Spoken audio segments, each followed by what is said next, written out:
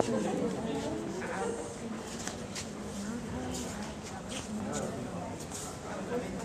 lo veremos, ahora lo veremos.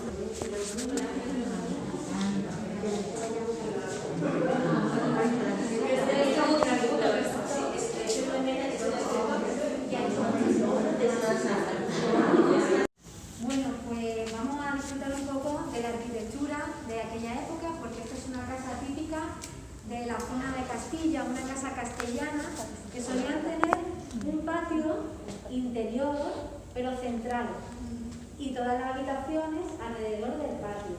También rodeándolo una galería cubierta, que es lo que veis.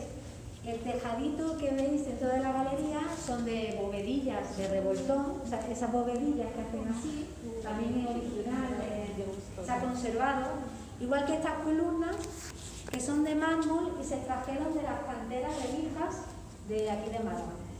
Los pies de arenisca roja, los pies derechos de madera, que lo vemos en la planta de arriba. Cuando Pedro de Mena ya no vivía aquí, la planta de abajo se convirtió en locales comerciales. Fue una imprenta y también fue un café-teatro. Y la planta de arriba empezaron a vivir grupos de familias, cerraron toda esa balconada y algo que se ha vuelto a recuperar tras la restauración del edificio. Tenemos algunos elementos, otros elementos originales, como son, bueno, esta escalinata tiene el mismo trazado de aquella época, pero esta puerta también es la original de la que Pedro de Mena cerraba cuando quería descansar. 400 años. Es una puerta de madera y está tallada a mano, con detalles de cruces. Pedro de Mena, hemos dicho que era un escultor imaginero, hacía Inquisición española. Era todo lo mejor que podía ser un ciudadano del siglo XVII. Y pues una de las cosas mejores era pertenecer a la Inquisición. Yo explicaré lo que la Inquisición. 14 hijos o 6 hijas, de los que sobrevivieron solo 5, de los cuales 2 fueron curas y 3 de ellas fueron monjas y procesaron en el convento de Ciste, donde él está enterrado. Pues ya no es el convento, solo es una capilla, pero estuvieron allí sus hijas, y sus hijas dentro del convento pudieron desarrollar el oficio que le enseñó su padre, el de escultoras, porque en el siglo XVII, fuera de ese convento, nunca podrían haber sido escultoras. Sin embargo, allí dentro sí pudieron hacer tallas religiosas como le enseñó su padre. Vamos a subir a la planta de arriba. Bueno, porque ahí era donde Pedro de Mena tenía su gente religiosa, la que venían a encargarle obra. Y cuando querían descansar, él y su mujer pues cerraban esta puerta y subían a sus aposentos. En la Semana Santa de Málaga todavía se conserva alguna escultura que se procesiona. El Cristo de Mena es el más conocido, pero ya, aunque nosotros lo llamamos Cristo de Mena, ya no es de él, porque la talla que hizo él la quemaron en la Segunda República. Estaba en una iglesia, y en la iglesia de Santo Domingo, y la quemaron. Eso lo quedó un trozo de talla de la pierna del Cristo. Y ahora hay otro artista que se llama Francisco Palmaburgo, la que sale hoy en día con los legionarios, pero los malagueños le seguimos llamando Cristo de Mena. Le llamamos Cristo de Mena, el de la Legión. ¿Conocéis la Legión? La Semana Santa, en Málaga muy famoso la Legión. Y le llamamos Cristo de Mena, pero el auténtico de Mena se quemó. Entonces no es él. Sí. Gracias. Pues nada, vamos a pasar por aquí.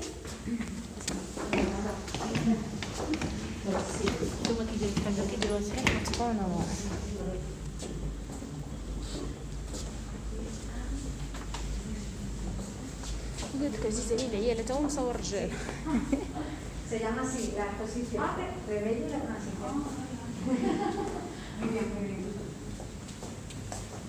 Bueno, a ver si podemos más o menos colocarnos.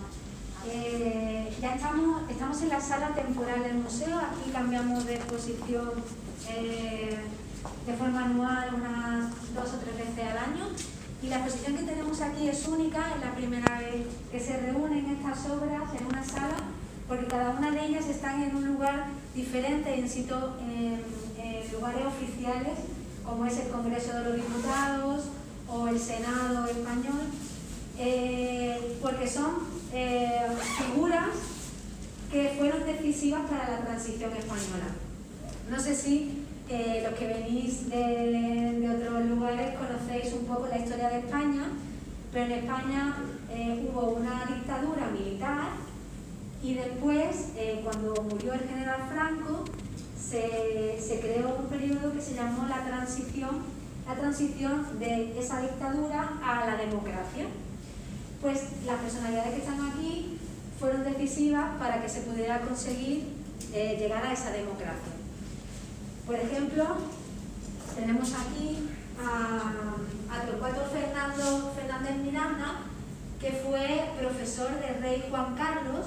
El rey Juan Carlos estaba también unido al general Franco, ¿no? El general Franco quería que el rey don Juan Carlos continuase con esa dictadura tras su muerte. Él fue profesor de Derecho Jurídico de don Juan Carlos. Y aunque también formó parte del gobierno de Franco, ayudó a que, tras la muerte de Franco, se llegara a la democracia, porque él decía que con la ley a través de la ley para llegar a la ley, o algo así era lo que decía él, ¿no? Entonces, de forma sin altercado, sin volver a una guerra civil como la que habíamos pasado antes, llegar a la democracia. Entonces, personas como él fueron las que consiguieron eso. Aquí está posando con el toisón de oro, que es un emblema de los caballeros europeos. Entonces, una personalidad muy importante. Ya estando en democracia, en 1981, cuando se iba a investir al segundo presidente, Leopoldo Calvo Sotelo, estando en el Congreso de los Diputados, entró Tejero, también militar, entró con una pistola y disparó en el techo diciendo todo el mundo al suelo. Y Gutiérrez Mellado, que estaba allí en esa tribuna, permaneció allí sentado y no se amedrentó, no se asustó, no se escondió, sino que le hizo frente a Tejero. Y también a través del diálogo consiguió que desistiera en su empeño de hacer un golpe de Estado. Entonces aquí tenemos posando, además también, no sé si le sonará de algo esto que venga aquí. ¿Os suena de algo este castillo? El Alcázar. El Alcázar. Pero lo digo por quien no conoce el Alcázar, porque se parece a los castillos de las princesas Disney. Porque Disney se inspira en el Alcázar de Segovia para crear el castillo de la princesa Disney. Ah, no sabía que sí. Entonces el Alcázar es de aquí. El Alcázar, Disney crea el castillo que hay, por ejemplo, en Francia, en Disneyland París, se va a la princesa Disney, está basado en el Alcázar de Segovia. Muy bonito. Sí, Segovia está en Segovia, muy bonito. Sí, es precioso. Es impresionante. Y bueno, tenemos a políticos de distinta índole ideológica, ¿no? Porque aquí también tenemos a él que es del PSOE, que es un partido más de centro-izquierda, ¿no? Con la Constitución española, y detrás aparece el Senado. En España, en el Congreso de Diputados, es donde se crean las leyes, y en el Senado es donde se aprueban, donde se le da el último vistazo, ¿no? Bueno, Rebello de Toro, ahora vamos a ver un Rebello de Toro muy distinto, pero aquí lo vemos como el retratista de la sociedad española, de gente muy importante. Él también le hizo a Felipe VI, el actual rey, le hizo el primer retrato cuando era pequeño, Felipe VI, cuando tenía unos 6 años. Rebello de Toro le da mucha importancia también, no solo pinta caras o bustos, sino que también introduce las manos, donde vemos también la gestualidad, y nos lleva más a un retrato psicológico, porque introduce eso, otros elementos, además de algún fondo que también tiene que ver con el personaje. El Alcázar de Segovia es donde está el archivo militar, y como él es militar, pues por eso está representado el Alcázar de Segovia. Vamos a pasar a ver ahora un contraste total en... ¿Puedo hacer fotos?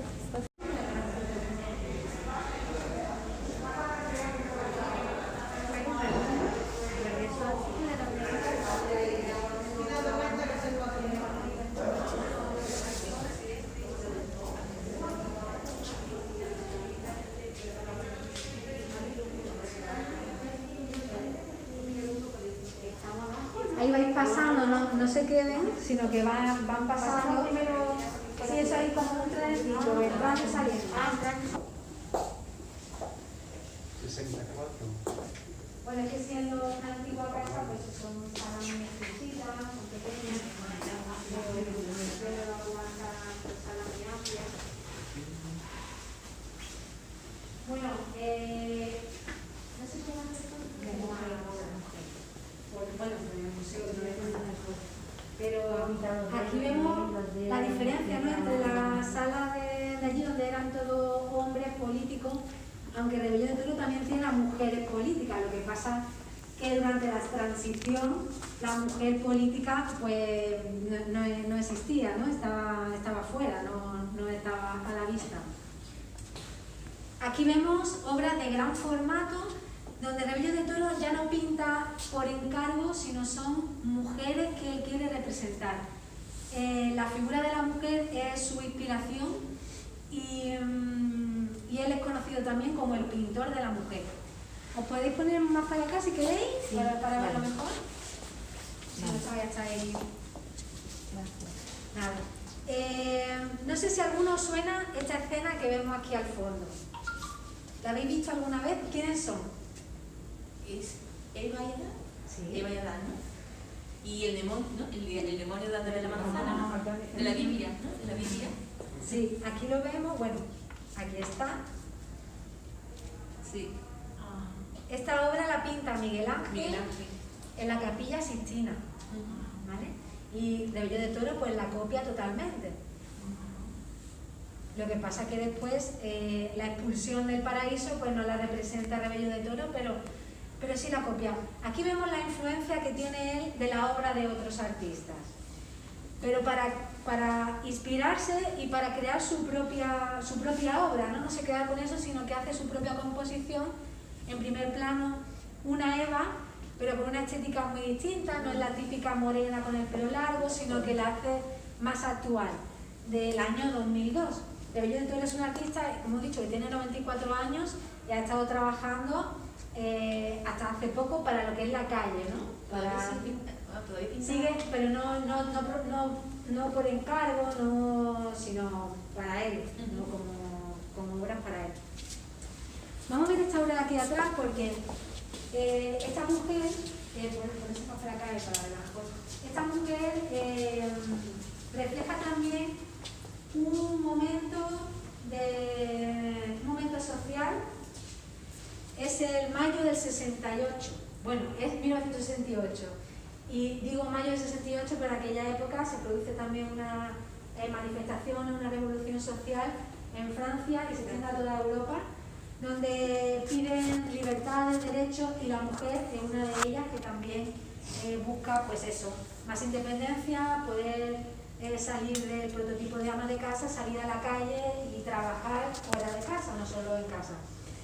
Y vemos esa mirada, no tiene nada que ver con la de Benito y ella, que está muy tranquila mirando al horizonte, sino que está desafiándonos, ¿no? Está mirando, y todo es muy políticamente incorrecto para la época, porque está ahorcajada en la silla, descalza, minifalda, y también fumando, ¿no? Entonces todo es desafiante, ¿no? para esos momentos.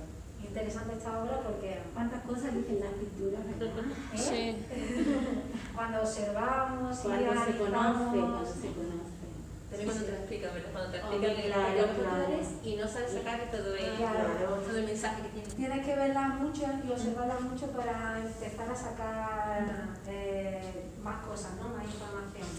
El edificio así de primera vista, Sí, te da un poco- Conocer más o menos la historia.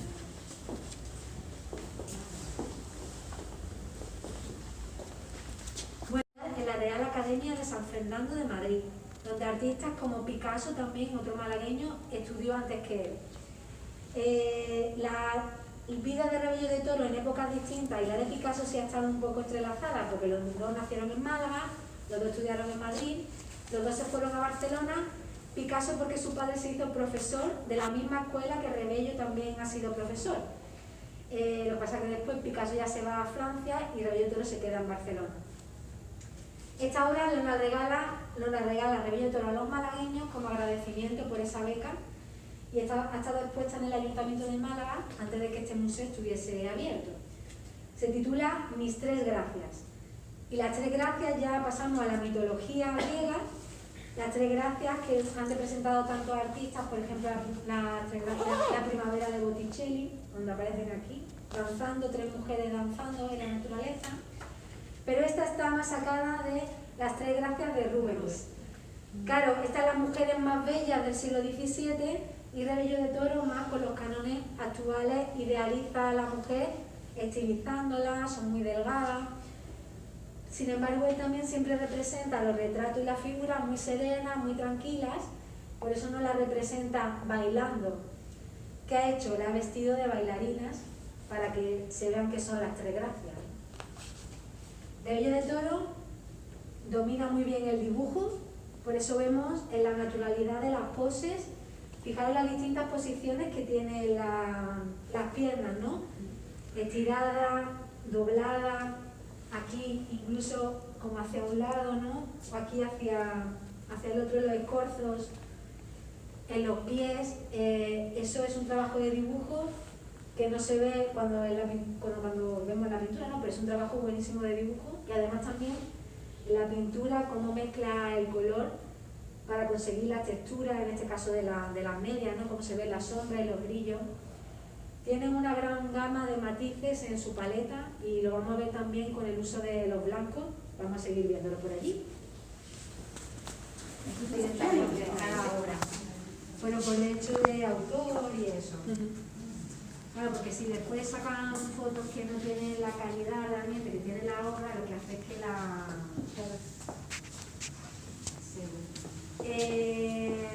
aquí el gusto por representar la figura pues llega a ser dos obras de la misma mujer, ¿no? Con un friso grecorromano ahí en el fondo, que van a ser los únicos desnudos masculinos que vaya a ver en la obra de Rebello de Toro, en esos relieves. Pero esto muchas veces lo que hace es resolverlo con el espejo, con el reflejo en el espejo. De esa forma no tiene que hacer dos obras, sino que en una representa dos puntos de vista. Lo vemos aquí, por ejemplo. Lo vemos aquí. Esta es la misma modelo de... Sí, la misma modelo que... ¿Era alguien que conocía? Él tenía modelos que en distintas etapas de su vida, de su carrera, pues ha tenido épocas con distintos modelos que la tenía en el estudio para representarla en su obra. Y ella es Loles, es una de Loles. Muy guapa. Cuidado por ahí, no antes que cuidado eso, que si no... Bueno, pues fijaros, esta obra, por ejemplo, la cantidad tiene blanco, ¿no? Es el color preferido de...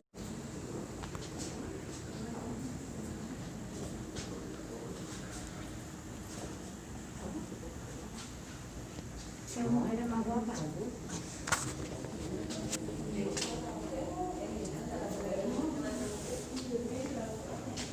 Qué bueno.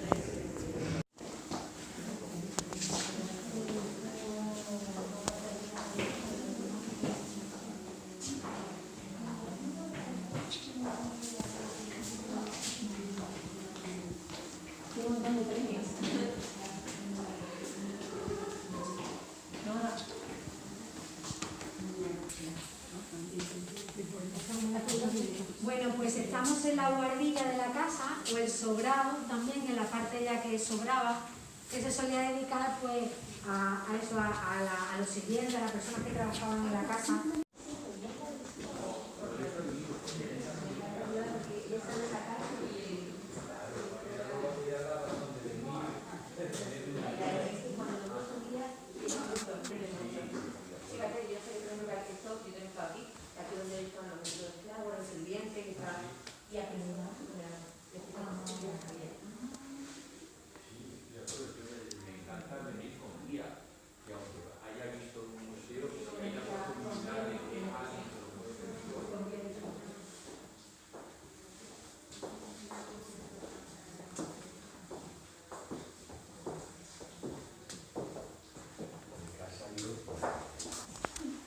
Y esta es su mujer que manda, era esa el cuadro de anterior.